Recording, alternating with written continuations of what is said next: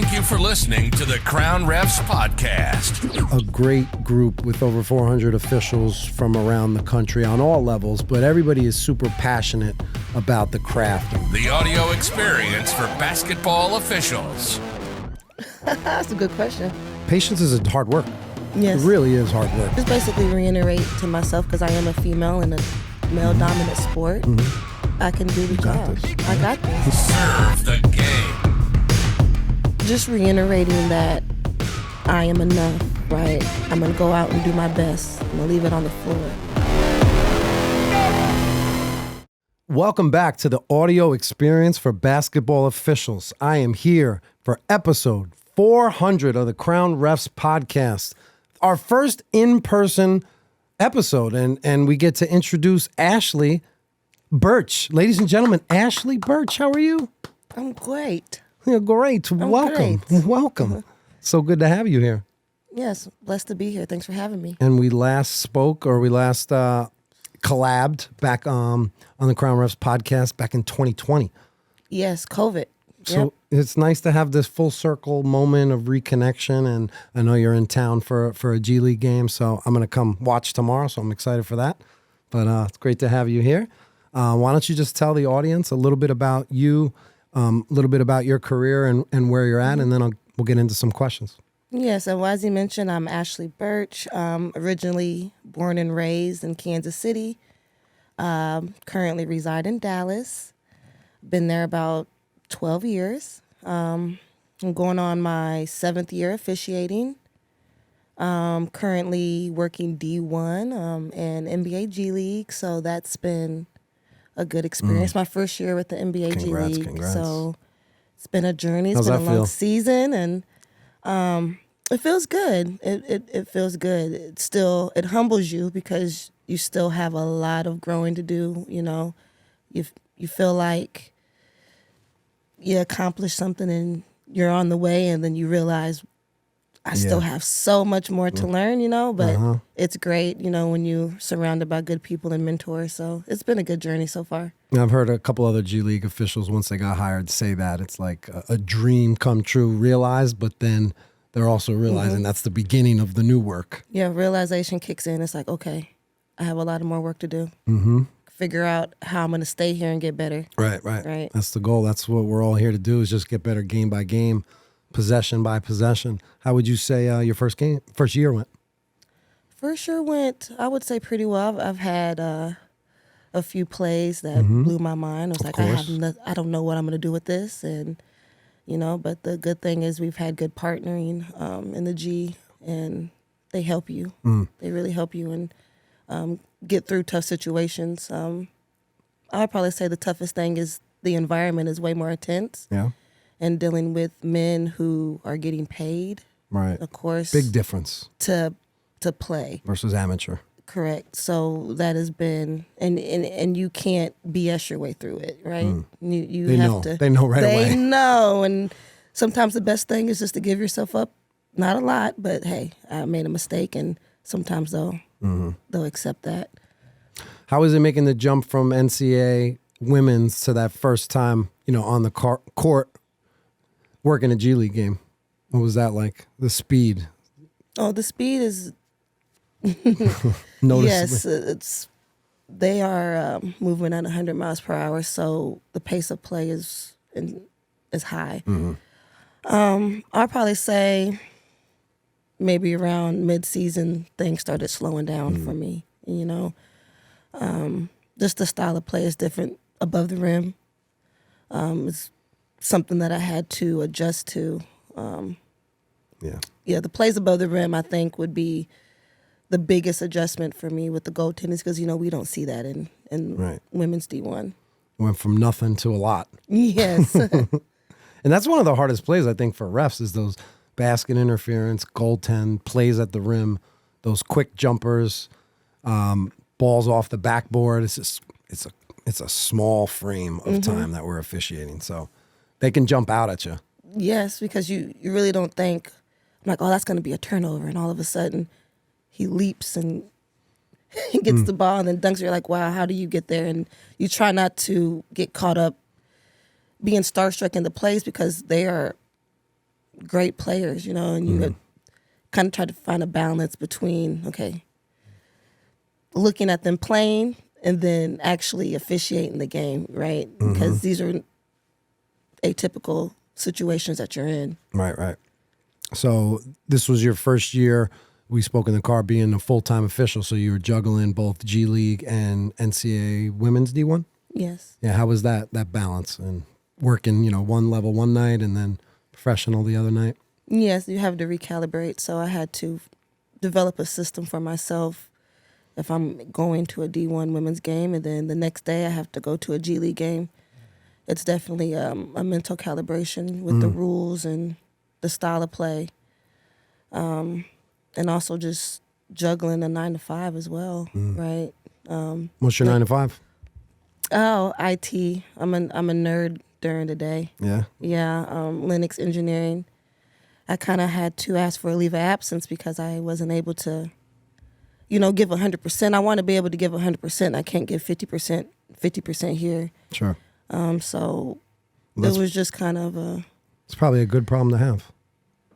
Yeah, in a sense. And, you always have something to kind of fall back on if plan A doesn't work. You got plan B. But I've enjoyed actually focusing 100% on officiating, which I've never been able to do that. And I just never envisioned myself being here doing that. So I did have a little bit of an identity crisis. Yeah.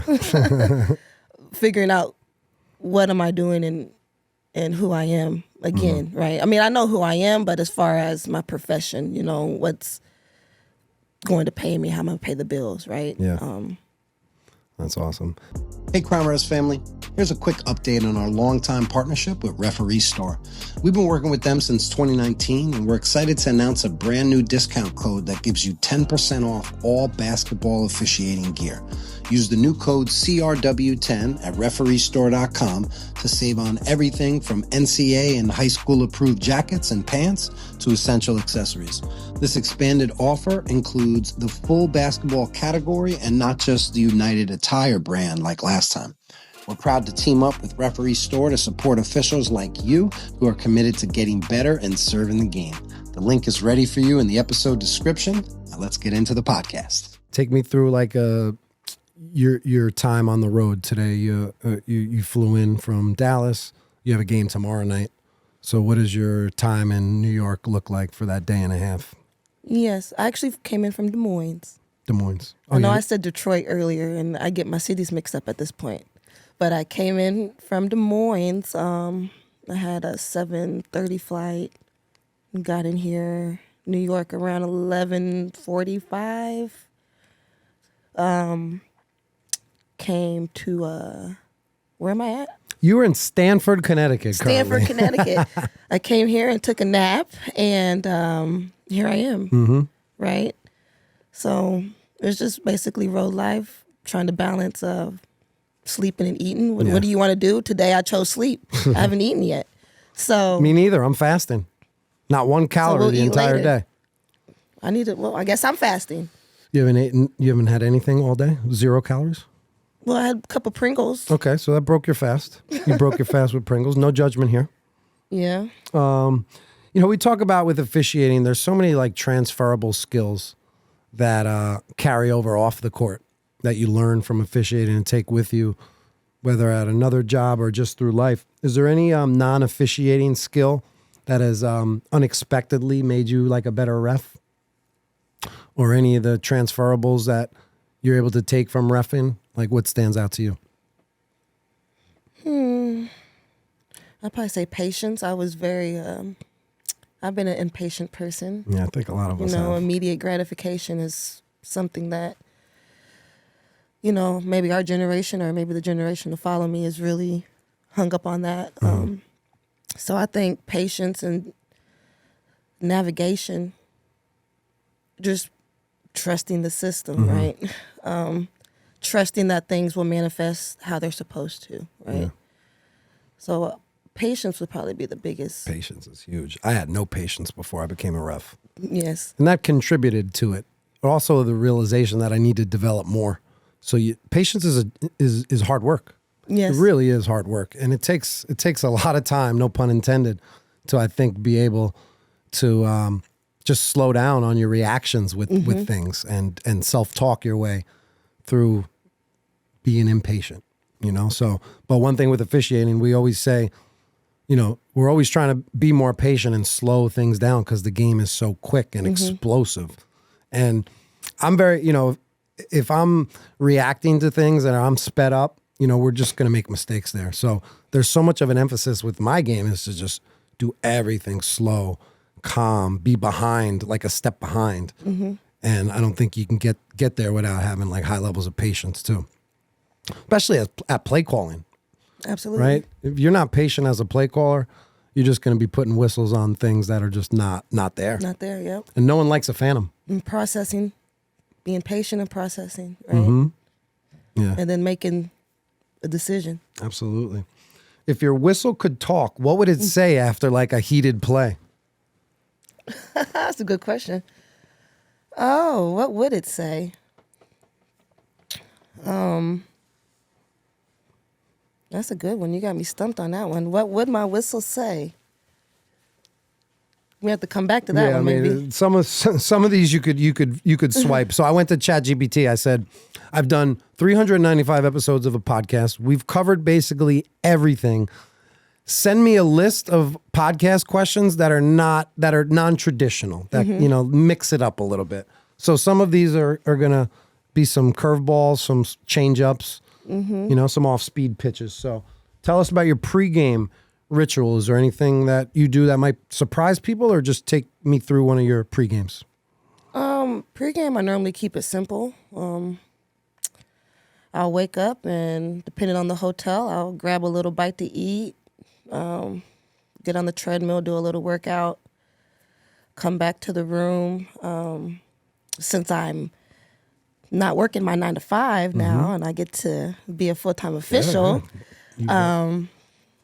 I will look over some plays and possibly like the POEs, just to kind of reiterate things in my mind. I'll look at some clips. And then I'm a big fan of taking a pregame nap.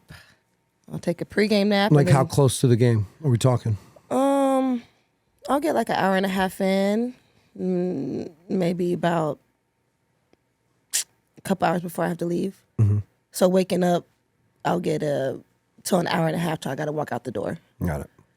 And then, of course, shower, get fresh, and then put my clothes on. And nice. What kind of music you playing before the game? Oh, I missed one thing, though. I do my positive affirmations. What does that sound like? And my meditations. What does your positive affirmation sound like? Just reiterating that I am enough, right? I'm going to go out and do my best. I'm going to leave it on the floor. Treat every game as the big game, Just basically reiterate to myself, because I am a female in a male-dominant sport, that I can do the job. Got this. I got this. I love it. I got this. Yeah. I talk so much with my community about positive self-talk because, in officiating, I think it's hard getting over like plays that we mess up. It's hard getting past mistakes. For some, I think it's easier as you gain experience and, develop thick skin and tough mentality. But positive self-talk is so important. If you are speaking negative words in your mind, it's just not going to be helpful. Right. How many times do you hear officials like, oh, that was a terrible call? In their mind, they're saying this. Oh, it was a bad call. I missed that. We constantly psych ourselves out. Just stay in the moment. Don't think about the previous play. Don't think about the play that's going to happen next possession. Just be where your feet are. That's very true. So I love that you're doing positive affirmations before the game, and I'm sure that continues through your positive self-talk throughout the game. What's the weirdest interaction you've had with a fan or a player or a coach? Anything like from this year stand out, or anything that's been said to you over your career that's nothing that's humorous? Really nothing weird. It's the same kind of rigmarole where, they say things. But I thought the coolest thing that everybody thinks I'm Simone Biles' sister. Okay. I can get that. Yeah. And I get that a lot. You look like a heck of a gymnast. I wish. I can't even do half the stuff, like not even half none of the things she does. But I thought that was pretty cool. Like I've never gotten that before until I was on this platform to officiate, right? Mm-hmm. And Ashley Biles. Hey, Simone. We're sisters from another mister, right? Who do you think I look like? I have a lot of lookalikes. Not sure. No? Okay. I've gotten Vladimir Putin. I've gotten Derek Jeter. Derek Jeter, okay. Gotten Vin Diesel. I've gotten the guy from Law and Order, Michael something, Special Victims Unit. Okay. I've gotten James Bond. Wow. Okay. Yeah, I know. I've gotten David Blatt, former Cavs coach. Okay. Wow. And then I've gotten hundreds of other non-celebrity lookalikes. Cousin Joe, my brother's friend Mark. Just over the course of my life, so many people have come up to me. Like a lot of people. Yeah. I just have a generic face, I guess. I don't know. I always love sharing about my my lookalikes. I've posted that numerous times. If you could officiate, here's a off-speed pitch. If you can officiate any non-basketball event, a political debate, a spelling bee, a concert, is there anything that jumps out? Like, what other field could you see yourself officiating in? I like forensic science, so Okay. I think I could go in there and officiate that and just, be a fly on the wall and, hear things. I recently watched the O.J. Simpson documentary, and I'm infatuated with stuff like that. You were glued to the TV? Glued. Yes. What's your ref superpower? What's one thing that sets you apart? Like, what's your best skill as an official? My best skill, I might just say, just growing up in the gym. My dad coached. I predominantly played with boys. I didn't grow up playing with Barbies Okay. or anything like that. So I think I communicate with men fairly decent, and just being an advocate of the game. Like, I understand the game just naturally being in the gym and playing. So I would probably say whenever I am in a funk or plays start looking gray to me, I just revert back to my natural basketball knowledge, just plays and what makes sense, right? And I would probably say that just being in that environment and around those people. You got a feel for the game because you were a player. Where'd you play exactly? I played at Missouri Southern, but I graduated at Park University. Which division's that? Park was NAIA. Nice. And you said your dad was a ref too? Yes, he did. He refed. He ref college? He still refs now. No, Nice. yeah, he does high school back in Kansas City. So you got Oh, the yeah. pedigree. Yeah, so he's the one that got us going. And how's your brother doing? Your brother Martin is a ref too. Yes. Shout out to Martin. Yes. How's he my little how's he brother. doing? Good? He's doing good.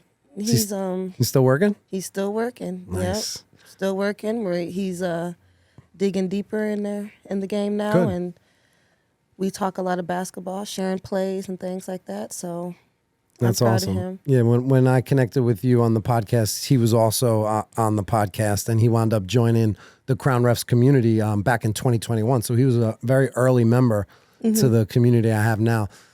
Just speak about community. We have a great group with over 400 officials from around the country on all levels, but everybody is super passionate about the craft, about getting better, about helping one another. And I know with reffing, if you don't surround yourself with the right people, it could either, hold you back or empower you. So just talk about like community and having a circle around you that can both support you and just guide you in the right direction. Yes, I mean that's a pinnacle for anybody that wants to be an official, to be surrounded by like-minded individuals. I was always told to have mentors where you want to be, right? So that was always my goal, to have mentors on D1 level, and of course the NBA level, that you can trust, and of course use your discernment. Yeah. Not everyone's for you, but not everyone's against you either. So I think just being able to use your own judgment and discernment on having a select few, because no one understands us like officials. Right. Right. You know, I can go home and to a safe place and talk to my mom, but she doesn't truly understand what we go through in and out. Right. You know? So I think that's very, very, very important to have a community that can't really say community, maybe a handful, right? A handful. Sure. I mean, listen, everybody's situation different, you know. But yeah, you want to have a small group of trusted people. I mean, my inner circle. I know I speak about community and, you know, connecting with refs from all over. But on a personal level, yeah, my ref team is very small. There's like 4 or 5, you know, people that I would share plays with and stuff like that, or ask questions or seek guidance from. So. But yeah, I feel like the first couple of years, just based on where I was working and the type of games I was working, I wasn't exposed to the type of people that'll really empower you and accelerate your growth. So that's why when I meet new officials that, like, let's say just joined Crown Refs and they're in year 1, or they just took their ref class and now they're already linking up with this group of officials that are already, you know, further on their journey. And I just think it's so important. And if you're a newer official that's listening in, and if you could lock in with a great team of other officials, could really advance your career, no doubt. So, any plays from your season this year that like stand out? Yeah, I know you talked about you had some crazy plays. Anything that you could break down for our audience listening that stood out? Crazy plays, I would probably say, well, not crazy, just processing them, right? Leading with the knee, I had a play. What was the first offensive player or defensive player? Offensive player, right? Attacking the basket, deeming what's natural, what's a natural leg lift, what's an unnatural leg lift. Does the leg create space? You know, so I had a play that had 2 points of contact, of course, the knee, and then there was a hit. I was wide at lead. I did not think it was an unnatural leg lift, right? And I saw the hit to the head. Okay. And coach didn't challenge it or anything, but those are just plays to process, right? Like, if I could have just been maybe a couple beats slower, and then I would have saw the defender holding his groin, right? And Okay. offensive foul would have fit better. So those are just plays that are somewhat difficult, right, to process and discern what is the correct decision at the moment. I'm trying to visualize an offensive player leading with the knee, because you don't see it very often where it's an unnatural, you know, play that puts them at risk of a foul. Right. What did you rule on it? I ruled a defensive foul on the floor. We go to the monitor to review it, and the crew deems that it was not an unnatural leg lift, so we went for a hostile act. That's how we got to the monitor. So we kept it with the defensive foul. Gotcha. But an offensive foul on the floor, I think, would have probably been better, because that's what everyone saw. Gotcha. Right. Yeah. How is it dealing with the coach's challenge? I know that's the only level where a coach can challenge is in the pro game. So Right. I think it's great, you know, because we're not perfect. So we will make a mistake here and there, right? And that gives the coach and the team the ability to correct it and get it right. And then we can go to the monitor and, of course, review it and get it right. So, I mean, I'm an advocate for the challenges, right? have you gotten any calls challenged or changed this year? Of course. What's your mental Yes. approach after they just basically announced that the call was incorrect and they're changing it? Correct. I don't look at it as a failure. I look at it as learning. Okay, maybe I won't do this again. Maybe I could do this better next time.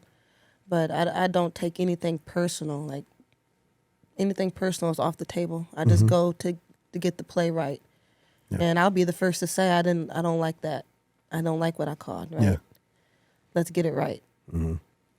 Recently, we were discussing on our Discord when partners are not agreeing at the monitor. Have you had any situations where you're maybe not in agreement with a partner, and what would be the procedure after that? Yeah, A few times. I think that's normal, The crew chief at the end of the day has the last say. yeah, And I mean, as long as we're open and honest why we went either way, and we all come out of the situation learning, I'm okay with it. Who would you say is on your referee Mount Rushmore? Which officials did you grow up watching and you marvel at or take their stuff, put it to your game? Well, I have to say the Queen V, Violet Palmer, she's a pioneer. She paved the way for women like me that look like me into a male-dominant game, right? Mm-hmm. So I think she is definitely at the top of my list. And being able to work for her and know her personally is a big accomplishment for me. I think she's an awesome person. Mm-hmm. I would say she's up there. Okay, there's 4. So you're not going to make her head extra big. So can you give me one?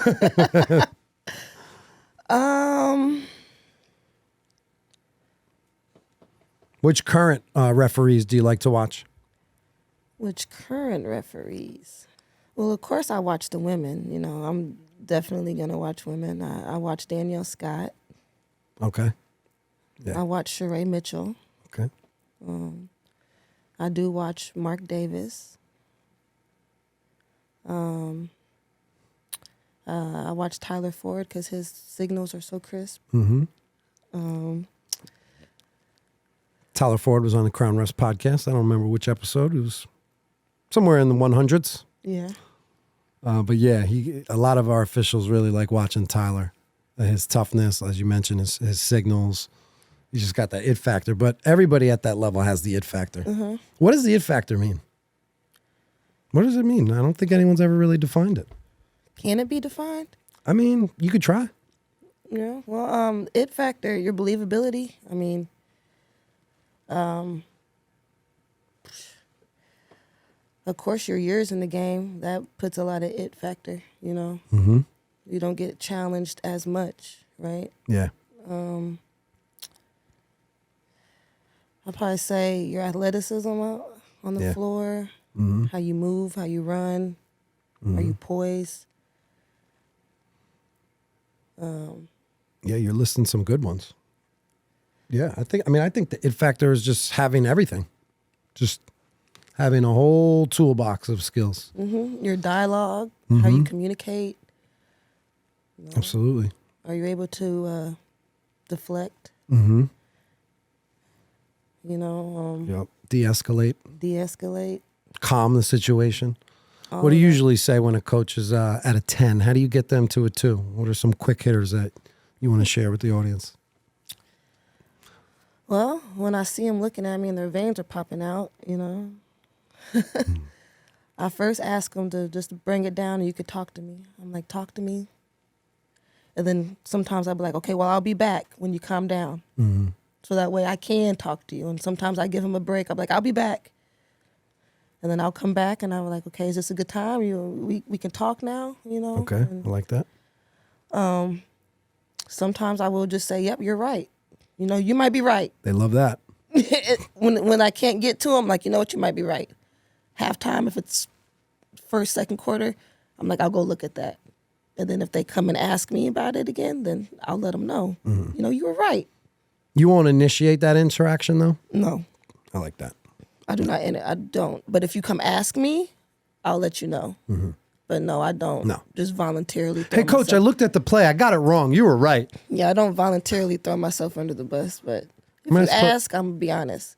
Yeah. And I think just being personable, and that's helped me a lot, too. I don't act macho or, give them a reason to think I'm a bee or anything like that, I'm a human. I will make mistakes. but I'm gonna do my best to serve the game, right? Yeah. Would you say there's differences in managing style as you move up the ladder of officiating from level to level? Yeah, definitely. Yeah. Gets more challenging as you move up, right? Because I think we have less, because it's more about the coaches and about the game and the players at that level. Yes. The coaches and the players are really knowledgeable. So you have to come with rule book explanations for them to understand or Right. to believe you, right? So I think that is one of the, next level Yeah. type of things. And that's what I'm working on is my communication and my rule book explanations when I am challenged, Right. Yeah, and it's finding that balance between the rule book language and then just making it human, like humanizing it. You're not going to speak exactly like the rule book. No one wants to hear that. But you have to combine it and integrate it into your responses. Yeah. But it's got to sound understandable to them. But like you mentioned, they are all on a high level. So giving them a response, you better bring your A game, I'm sure. Yes. You got to think twice about what you're going to say, right? You know, I watch some of the YouTube videos with the other older referees, right? And some of the things they say, I love it, but I couldn't say anything Sure. I know. Couldn't say anything like that now. Yeah. Right. You got to do what works for you. You know, I was listening to Roger Ayers. He's been on our podcast a bunch of times. You know, what he tells a coach might not be what you should be saying to the coach. Right. You know, he earned that. He built up that type of equity. So everybody's different. You got to figure out which communication style works best for you. And as you gain more experience, you'll get more comfortable and better with that. Yeah, I just try to go out every game and let my work speak for itself. Like you see me hustling, see me working, you know, and it's not ever going to have 100% game where everything is correctly, but I do strive for excellence, right? Yep. At least if I can get 98% of my calls right, I'm happy. That's a very high percentage. 95 to 98%, right? Is that where your mark is at? 95, 98? I try. Damn, you're accurate. Try to give myself at least 2 mess ups a game, no more. So you said you have 3 games left. I'm just curious what an official on your level does in the off season to prepare and continue to sharpen your blade. So what's your off season look like? Yep, off season. Well, of course, I'm gonna have some downtime. I'll probably take a month to just Basketball. do Ashley. You know, I haven't been at my house a lot, so I want to do some home improvements and things like that. Take a couple vacations, and then it's back to the grind. Going to camps. And then summer league's coming up, so we'll be doing some things like that. I plan on going out to Los Angeles and work some Drew League games because I think like that's the closest thing that you would get to summer league. So you're going there just to work Drew League games? Just to work Drew League games, yep. Who assigns that? Kevin Cutler. Okay.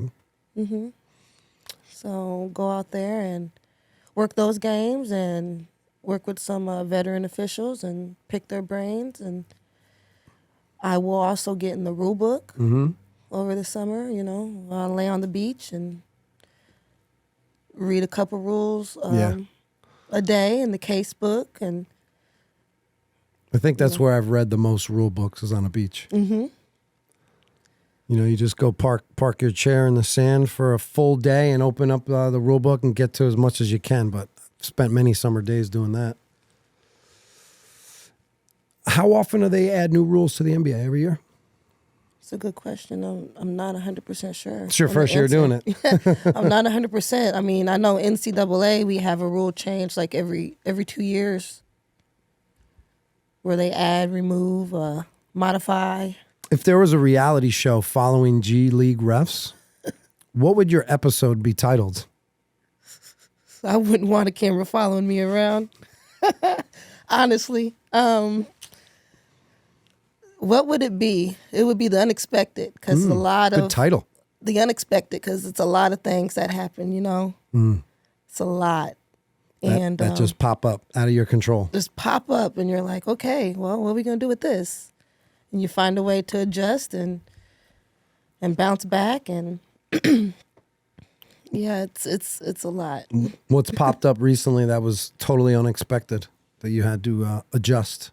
Well, I got an inner ear infection just from traveling so much, and my sinuses, and I couldn't hear right.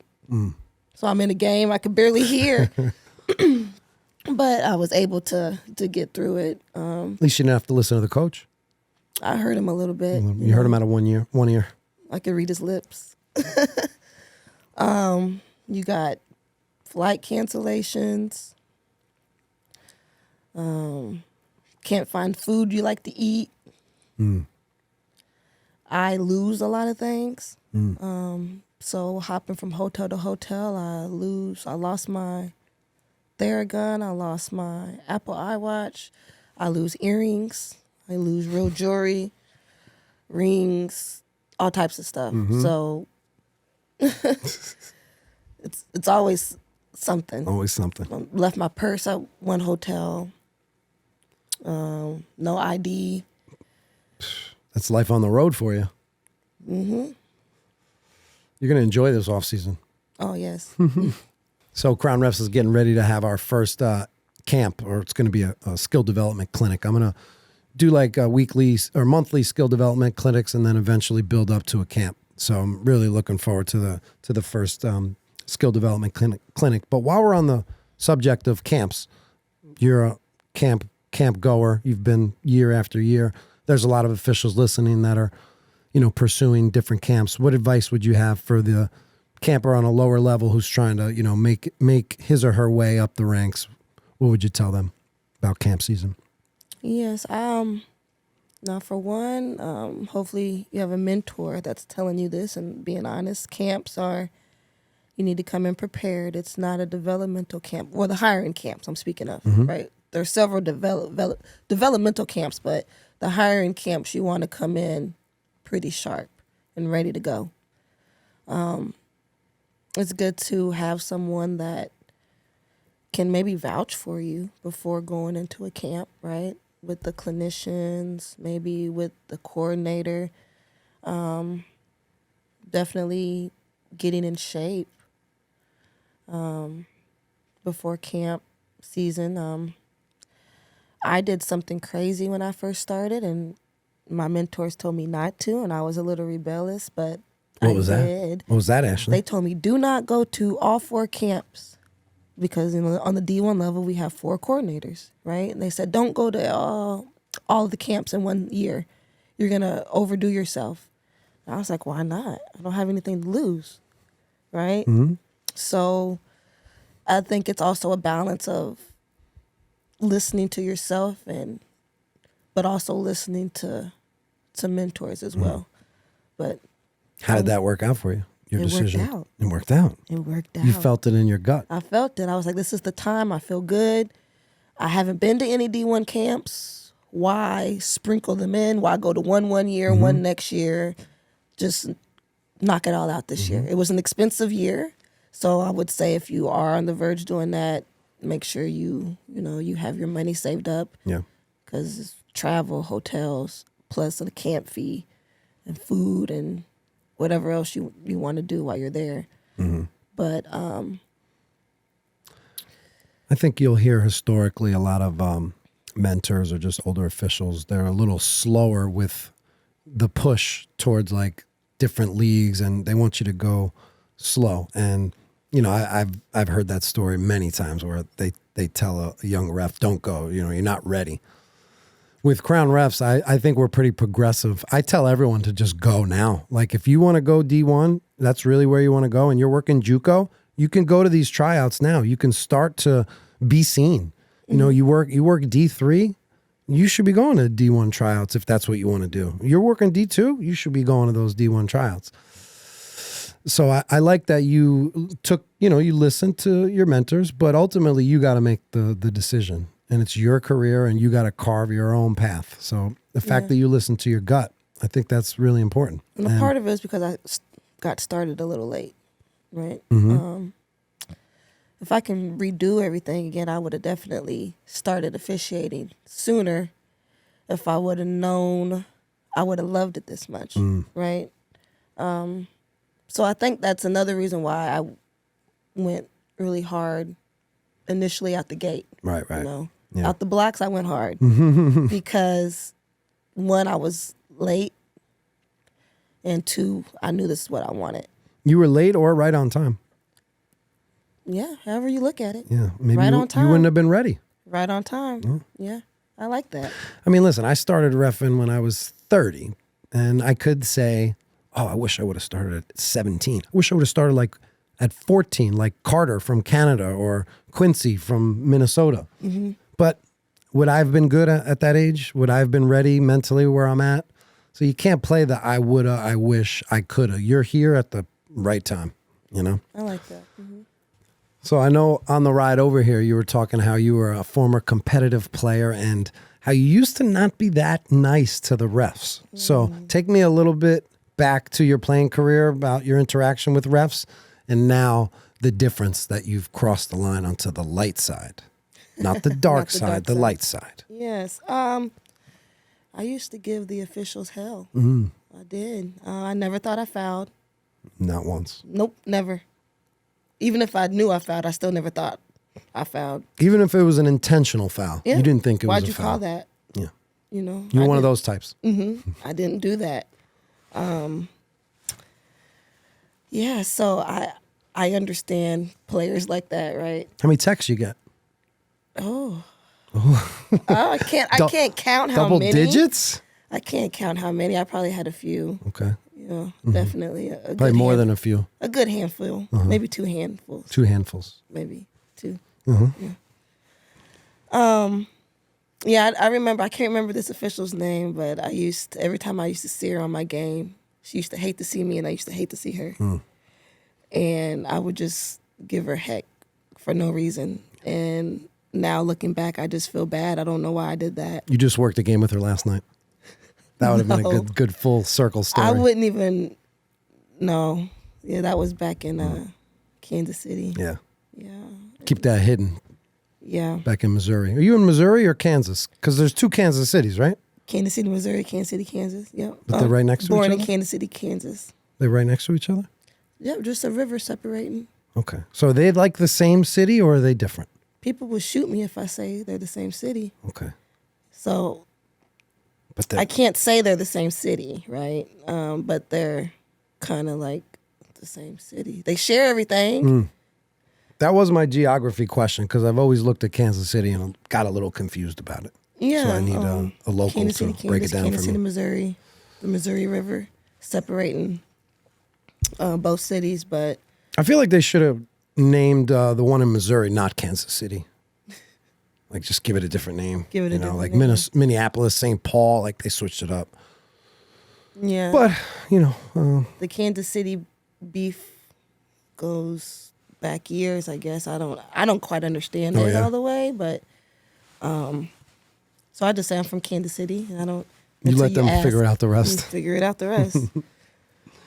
So a lot of officials listening are super dedicated, passionate about the craft, and they love this. And I think for you to be great at it, you got to absolutely love it. So what are some of the aspects of officiating that you love the most?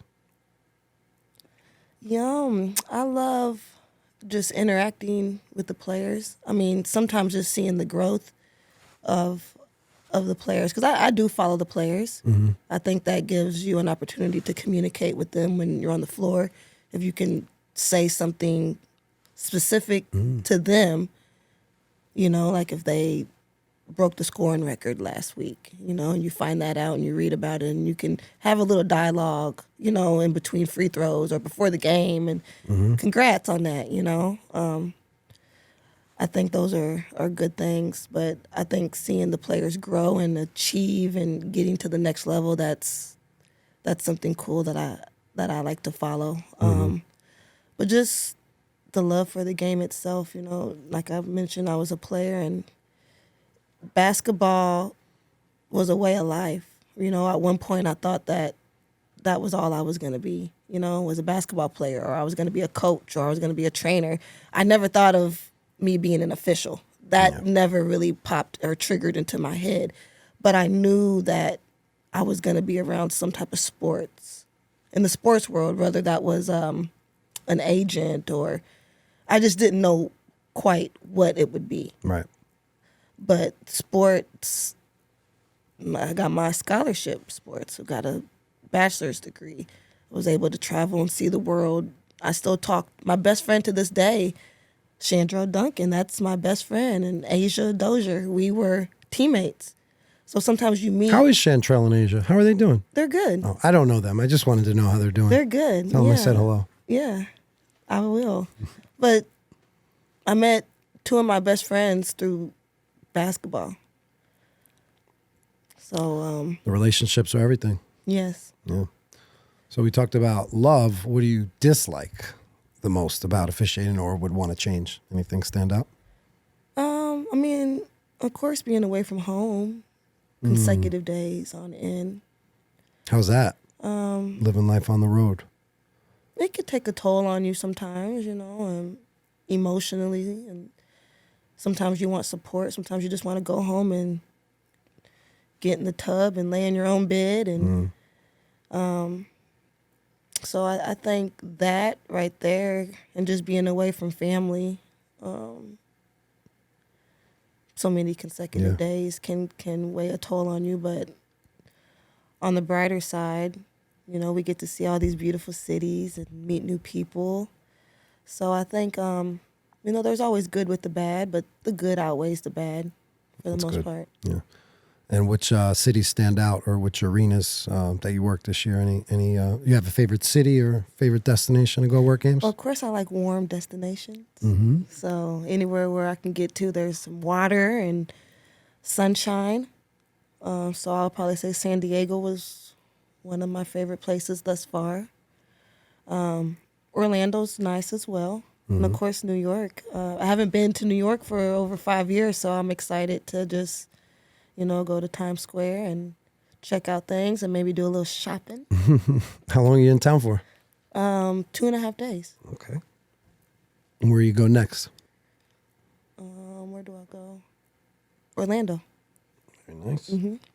So what are your, what would you say like your goals are moving forward? You've risen up the ranks to the professional level, a place that most don't ever get to, right? Like I would say you're in like the 1%. But what are your, long-term goals with officiating?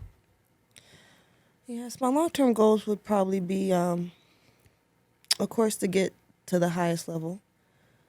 And whether that's, D1, working Final Four, right? We all want those tournament games, or whether that's in the finals in the NBA.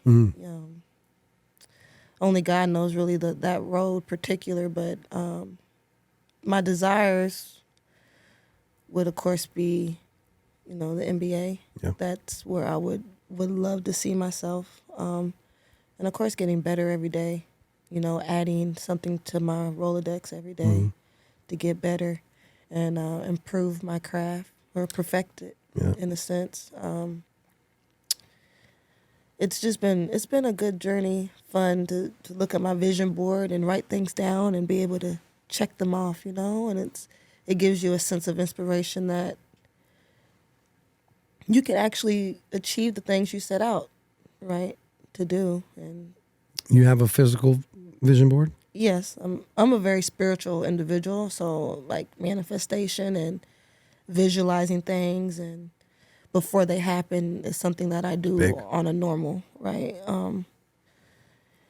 And being able to visualize it and actually see it come to fruition is something that is very important to me, and that's what keeps me going and lets me know that, I have some ancestors out there that are looking out for me and that protect me. Talked about you're always looking to add things to your game. What would you say you added this year? Any new skills or things you're doing on the court that you weren't doing last year?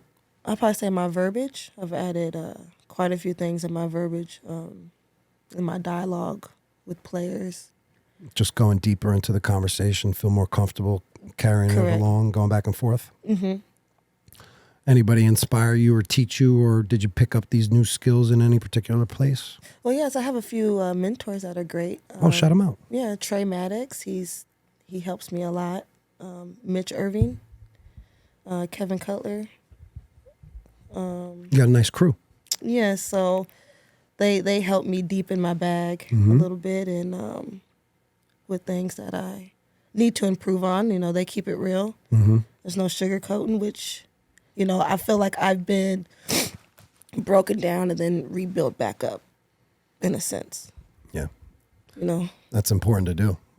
You got to get rid of sometimes the bad habits, and like what I'm saying with losing weight, trying to trim all the excess fat off, get rid of the old habits, the unlearn things, and then build it back up the right way. Mm-hmm.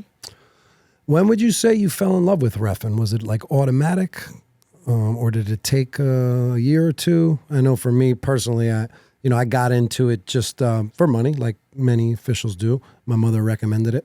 I definitely wasn't passionate about reffing early on. I loved basketball. I loved playing, but I hadn't made that connection into refereeing. So I went like the first year was just kind of going through the motions. Mm-hmm. But once I started to work more games and I guess get exposed to better refs and better ball, that's what sparked some fire in me. So when did that happen for you?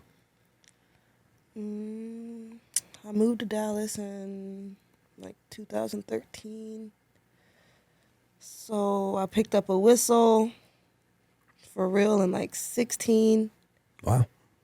And then I started taking it seriously and loving it probably around 19, like right before COVID. Mm-hmm.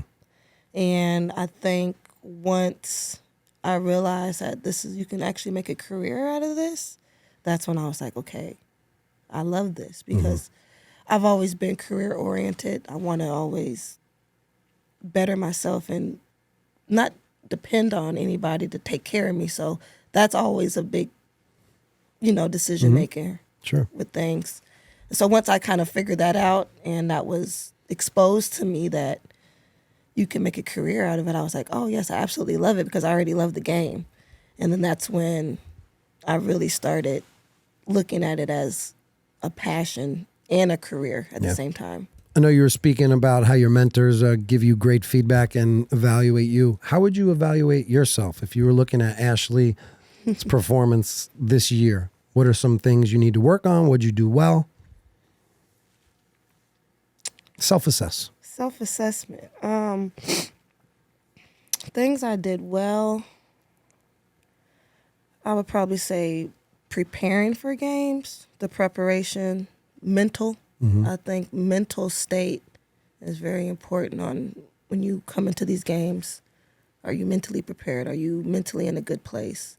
And what do you do to get mentally prepared? It's just rules, film, plays, watching. Rules, film watching, like I mentioned, my positive affirmations, just my meditation, entering a game and just kind of letting go of all the outside factors, right? I'm just going to focus on this game, and then I'm going to come out this game, and then I can go back to focusing on whatever outside issues or problems that are going on, right? Yeah. I try not to bring those into the game. I look at it as kind of a escape. Yeah. So I think I did well with preparing myself for games. Mm-hmm.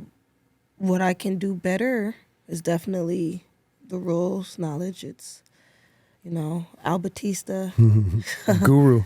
I'm like, wow, he amazes me every time. Incredible. I just never seen anyone that can just recite the rule, where the rule is at in the book, the page where the rule is at in the book, and then correlate the case book. It's a photographic memory. Reference as well. And he recites it verbatim. So he's always challenging us in ways to get better with the rules. He sends us monthly, monthly, but weekly emails. Bi-weekly emails. And it's just like, man, I got to get better with that. I got to get better with that. So the rules, I think, is one thing that I will never be as great as Al, but if I could just have a percentage, I'll work towards that. Shout out to Al Batista. He sends a weekly or bi-weekly rules email, and he sends them through NFHS, NCAA men's, NCAA women's, pro rules, and he probably even does a FIBA one. He can recite all levels. Put it that way, not just pro. He recites women's, men's, high school, and pro, and he knows the page that these rules are on. So just when you think you know the rules, just think of what Al is doing. He knows, multiple rule books. It's hard to just, knowing one. Yeah. That's why for you, you're juggling 2 rule books, right? It's good that the NCAA women's and pro rule mechanics are a little more aligned than NCAA men's. Mm-hmm. It's probably a smoother transition, right, for you? It is. Yep. Versus having to stop the clock, go behind the head, like in men's. You want no parts of the behind the head. I don't want no parts of behind the head. I probably feel goofy doing that, like that. Have you ever even had to do that in high school? Mm-mm. Punch, right? I probably was doing it wrong. But I never put my head behind the head. Yeah. Or my hand behind the head. Did I say my head behind the head? No, my hand behind the head. That's, never done that. How's your charge, your punch? Can I see your punch? I'll just be pointing now. Oh, just be pointing? Subtle like that, huh? Mm-hmm. Nice. So there's always something that I love about a play where it's just a loud crash. You just see the calm ref just nice, subtle, directional point or whatever their signal is. But calm and collect on this loud, monstrous play. That, imbalance, I think, is right. I see a lot of pro refs do it because they're, the contact and impact is much more, but they're the best in the business at staying poised and cool. So right. I pick up a lot of that stuff. I try to put it into my games, What do you say about mentoring? I'm sure there's some younger officials from your area, Dallas, that are following you around, asking you when your games are, and what do you do as far as your interaction with them? What do you share with them? Just talk a little bit about mentoring. Yeah, I try to give them all the knowledge that has been given to me, It's like an open book. I really ask what you like, whether it's as far as, like you said, camps, what to do with this play, who can they depend on, things like that, down to what shoes are you wearing, So I just try to keep it as an open book and just be as personable as I can. I think mentoring is a very big part of the game as well because you got to give back. People poured into me. Now I have to pour back into people. That's only right. I have some friends out in LA that have a camp and they're doing as well. It's called Sharp Whistle. Oh, yeah? Who runs that? Deanna Butler.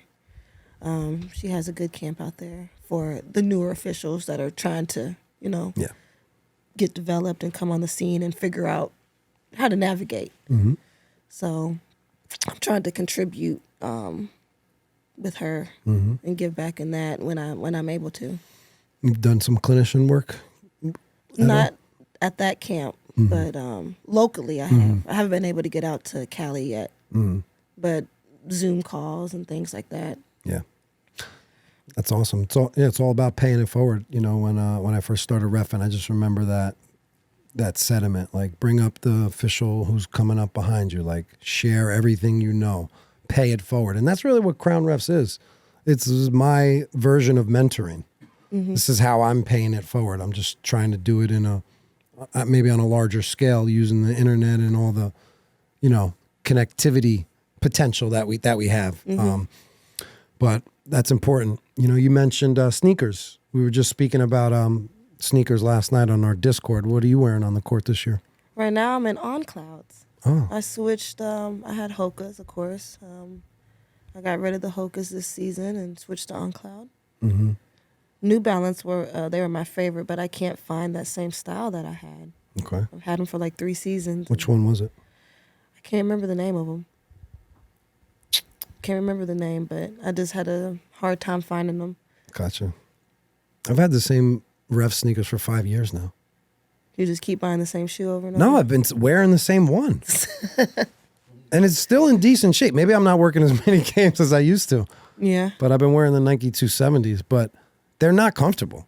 No. I was working a game the Hold other on, are day. those I'm like, the pointy ones? yeah, the pointy ones. Oh no! Yeah, How I'm do like, you what am wear I those? doing? What am I doing by now? I started off in those, and I had to get rid of them. I mean, they look good, but it's got to be about comfort at this point. Yes. So next year I'm gonna go on the journey of finding a new sneaker. So I hear a lot about On Clouds and Hokas. Hokas are a little too high off the ground for me. The orthopedic look. Yeah, but they are comfortable. They really They are. are real comfortable. I had the orthopedic ones, and then the ones that were like non-orthopedic. Mm-hmm. It's like a foot pillow. Yeah. I think I was tripping over myself with the orthopedic ones, so I stopped wearing those. You trip over your own 2 feet a lot? With those? With those? With those, like 3-4 inch soles. Yeah. Let's reverse the podcast. You asked me a question. So, what kind of question do I want to ask? I follow you on social media, and people just say ridiculous things in the comment sections a lot. Sometimes, yeah. Yeah, and I like how you. You like how I respond? I like how you respond. Tell me a little bit what goes through your head when you see someone say something off the wall. And When I see like a non-official make a rude comment, yes, happens a lot. Mm-hmm. Happens a lot. I usually like to lead with kindness and empathy and know that they're probably in a bad spot. Because if you woke up on a Monday or a Tuesday to go throw shade or shame towards someone else's stuff, then you're not in a great spot. You can't be. yep, So that's number one. I got to start there, and I can't fight fire with fire. Mm-hmm. Also, I'm kind to everyone I meet. I'm one thing I do love about myself. I'll just say that I'm going to treat everybody with respect. I'm never going to speak bad about anyone. Mm-hmm. It's almost sickening to do that. Mm-hmm. And that's hard to do, especially because, we're in a world where there's evil and there's not great people all the time. But to be able to not, throw daggers, like the same daggers that are getting thrown at me. So people make fun of my hair all the time, my haircut. People make fun of, the fact that I'm talking about signaling. Nobody thinks it's important. These are always comments from non-refs, fans. The same people that are mother effing us from the crowd are the same people in these comments, right. So, but to not let it upset you, not let it impact you. You got to have thick skin. You got to have confidence. You got to be humble. So, but I'm glad you enjoy the comments. So actually, we did a show called Fouls and Trolls. I saw that. Just because of I saw that. We thought there was a lot of entertainment in the comments, and with the way that, like me, I'm responding, and Mark, my co-host on the show. But I know a lot of people like to read my comments because I do. I go straight to the comic session. Because I'm going to respond most likely. Yeah. If you keep poking me, I'm going to say something really nice to you, even though you didn't, come with that same energy. Right. Happens more on Facebook, I would say, than any other platform. I don't know why. Mm-hmm. Facebook's probably the biggest one. It's like an ocean. It's like an ocean of referees. It's an ocean of people. But yeah, they're entertaining. Yep. Good question though. Is there a particular failure that you've had in your career, or a low point that you look back at now and it was a blessing in disguise, or just something that you had to, struggle to overcome? Yeah, I try not to look at failures as failures. I look at them as an opportunity to grow or where I'm lacking. But I would probably say the whole breaking down and rebuilding part of being an official. So I remember I was a high school official at the time, and I had gotten an email from Deanna DePaul. And she's like, I'm interested in putting you in the pipeline on becoming a potential NBA referee. And I'm like, oh, wow, that happened fast, because I remember just like a month ago, I filled out my NBA profile. And I was like, okay, well, now it's time to work. I don't know any of the NBA rules at this point. I'm like, I don't know the rules or anything like that. So I reached out and I found a mentor. And when they were breaking down my high school film, I remember feeling like this small, like, oh my God, like I'm horrible in my head. Like, And then I had to retrain my brain to like, okay, I'm not horrible. I just don't know what I don't know, right? So now it's time to be a sponge, and it's time to elevate and grow and change my mindset in that way, because it was the point where you were kind of embarrassed, right? Looking at your film and having someone else look at your film and telling you where you need to improve and how bad you are, right? To a point to where, okay, I'm gonna take this in and I'm gonna self-reflect and get better.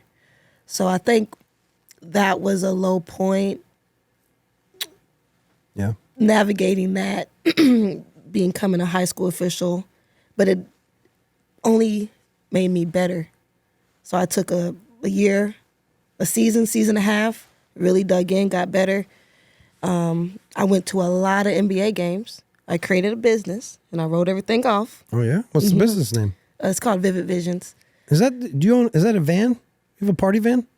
Well, it's not a party In van. unrelated news. It's two businesses, right? Okay. So yes, I did create a Sprinter van. I see some of your stories. Yeah, but I created Vivid Visions especially just for officiating. Okay. So that way, because we're independent contractors, right? So that way, I'm spending a lot of money on this investment. So I started going to NBA games, writing them off. Okay. And as I started going to more NBA games, I started picking up things, and it became a blessing in disguise, that rebuilding part. And here I am today. It's nice to, like I said, we saw each other 5 years ago, and to watch your come up has been enjoyable for me, and I'm definitely rooting for you over here. And I know we spoke on the way here. I want to bring you in the Crown Refs community because we have over 400 refs that would love to have you a part of it and hear from you and just, listen to any guidance or insight you can offer. So that would be, we're looking forward to having you there.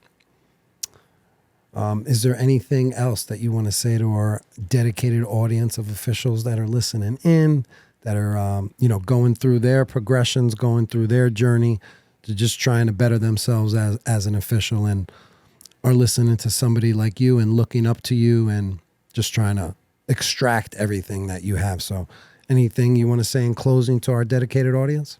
I would probably just say it's going to be highs and there's going to be lows, right? Find you a small circle of people that you can trust, and just continue to work on your craft. I'm a visual person, writing things down and seeing it every day, even if it's a mirror. If you don't have a vision board or anything like that, you just, in the mirror every morning, just a simple reminder of your purpose for the next upcoming months, what it is that you're trying to achieve. And that helped me stay on track. Like, okay, this month I'm going to perfect my block. I'm going to perfect my hold signal. I'm going to understand this rule inside and out, and finding a mentor that is where you want to end up. I think that's very important as well. And just keeping a positive mindset, because this industry and this business can break you down, and just trying to become a better version of yourself.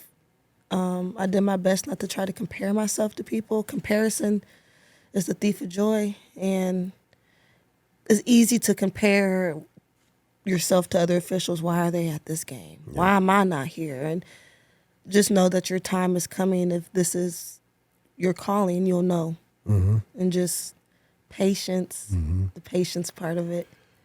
And that's a big thing I think a lot of officials do. They compare themselves to somebody who's further down the road than them, and their career has nothing to do with yours. Right. Like, be happy for the person who made it to D1 in 2 years. And, same thing with the person that took 13 years. Like, I was speaking with an official in the locker room the other day, and he moved here from Romania. He's working Division I. He only went to one camp. He was a FIBA ref. He came to the States and went right to a D1 camp. Got hired right away. No NCAA experience. That's a first. I've never heard anyone, not work D3, D2, just went right to D1. And then there's another story of Shiloh, who's from North Dakota. Took him 13 years to get hired in D1. But last year, it was 13th year, Yep. he got the call. Everybody's story is different. Yeah. Her journey's different. The path is different, right? Yep. So go carve your own, just like the way you did when you listened to your mentors, but ultimately you trusted your gut and made a big decision that I'm sure put you in the position you are now. You know, so, but this has been fun. What did we forget? What did we miss? I feel like there's probably some things that we didn't talk about. Anything that jumps off the page you want to get to? You got any good partner stories? Oh, yeah. I mean, partner stories. One of my favorite people to work with, her name is Blanca Burns. Hey, Blanca. Yeah, she's a great partner. She doesn't allow you just to take all the heat, you know, and she has her way of getting you out of situations and pulling you back and, you know, not necessarily saying that you can't handle it, but, hey, you don't need to handle everything, right? Yeah.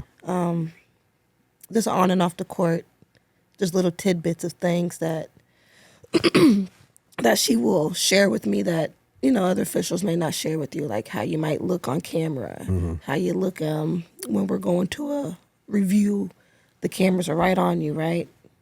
Yeah. And she just tidbits of how you should move and things that you should do while the camera's right in your face, right? That's helpful. Yeah, she's very nice. I've spoken to her a couple times. I actually spoke to her husband, Greg, multiple times. He's reached out to me. He's like a referee husband. He's like super supportive, and Yes. we would just speak on Instagram, and he would just kind of give his perspective from, you know, someone who's not reffing. But it was cool to like see the referee husband. That's what I was thinking of. Well, with that's him. very important, though, Yeah. to have a supportive husband in this business. So supportive that he's going to interact with another ref podcast. You know, like. Yes. I was just thinking, I don't think my wife's going to hop in a DM and go talk to another ref that I don't know. So, but yeah, this was fun. This was, like I said, this was the first time we've came in studio for the podcast for the Crown Refs. So I'm happy we got to do it with you. Like I said, I'm happy with where you are in your career, and we wish you nothing but the best. So I appreciate it, Paul. thank you for coming on. It's been a pleasure. Thanks for having me.